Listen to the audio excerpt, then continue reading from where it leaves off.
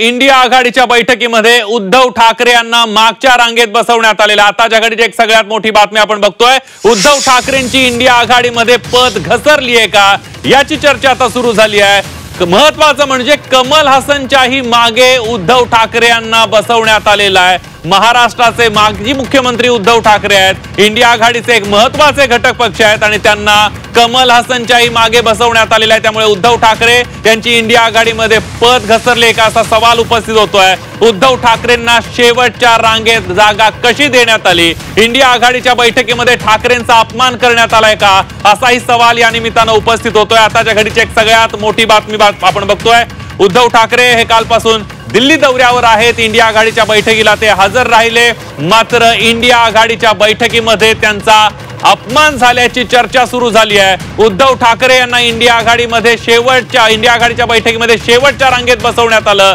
कमल हसन यांच्याही मागे उद्धव ठाकरेंना बसवण्यात आलेला आहे। त्यामुळे उद्धव ठाकरेंना शेवटच्या रांगेत जागा कशी असाही सवाल या निमित्तानं उपस्थित केला जातोय। इंडिया आघाडीच्या बैठकीत ठाकरेंचा अपमान झाल्याची चर्चा सुद्धा सुरू झालेली आहे। आताच्या घडीची एक सगळ्यात मोठी बातमी आपण बघतोय। अधिक माहिती आपण ही दृश्य पहिल्यांदा बघूयात। या दृश्यांमध्ये, या फोटोमध्ये आपल्याला दिसतंय कशा पद्धतीने उद्धव ठाकरे यांना शेवटच्या रांगेत बसवण्यात आलेला आहे। हा जो फोटो आहे तो अतिशय बोलका आहे। त्यामुळे उद्धव ठाकरेंची पद घसरली आहे का इंडिया आघाडीमध्ये असा सवाल उपस्थित केला जातोय। कमल हसन आपल्याला दिसतायत आणि मागे उद्धव ठाकरे, त्यांच्या बाजूला संजय राऊत दिसतायत, संजय राऊतांच्या बाजूला आदित्य ठाकरे आपल्याला पाहायला मिळतात। त्यामुळे इंडिया आघाडीच्या बैठकीत ठाकरेंचा अपमान झालाय का अशी चर्चा सुरू जाते। इंडियाच्या बैठकीमध्ये ठाकरे शेवटला बसल्याचं दिसतंय, त्यांना शेवटच्या रांगेमध्ये जागा देण्यात आलेली आहे। उद्धव ठाकरे इंडिया आघाडीचा एक महत्त्वाचा घटक पक्ष असलेल्या पक्षाचे प्रमुख आहेत, महाराष्ट्राचे माजी मुख्यमंत्री आहेत आणि त्यांना शेवटच्या रांगेमध्ये जागा देण्यात आली आहे। थेट जाऊयात नवी दिल्लीला, आपल्या प्रतिनिधी उर्वशी खोना आपल्या सोबत आहेत। उर्वशी, नक्कीच हे दृश्य जे आपल्याला बघायला मिळतंय त्यात आपण बघतोय की राहुल गांधींनी ही बैठक बोलवलेली एक इन्फॉर्मल बैठक होती आणि बरोबरच एक डिनर डिप्लोमसी प्लॅन केलेली। मात्र यात आपण सिटिंग अरेंजमेंट बघितले तर उद्धव ठाकरे, आदित्य ठाकरे आणि संजय राऊत हे मागच्या कुठे ना कुठे मागच्या रांगेत बसले आहेत असं समजून येत आहे।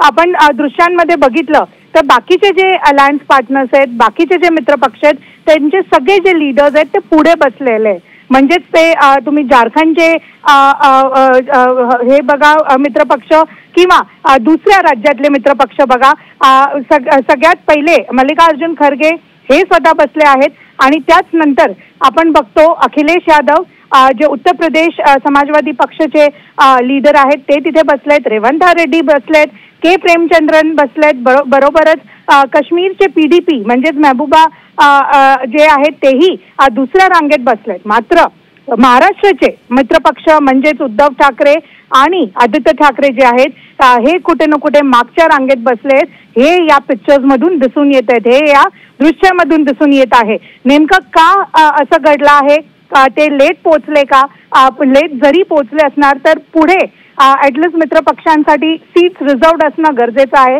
महाराष्ट्र हा खूप मोठा राज्य आहे। त्यामुळे या उद्धव ठाकरे मागं बसण्याचं, मागं त्यांना जागा मिळण्याचं नेमकं कारण काय हे शोधणं सुद्धा महत्त्वाचं ठरणार आहे। उर्वशी, धन्यवाद तुम्ही दिलेल्या सविस्तर माहितीबद्दल।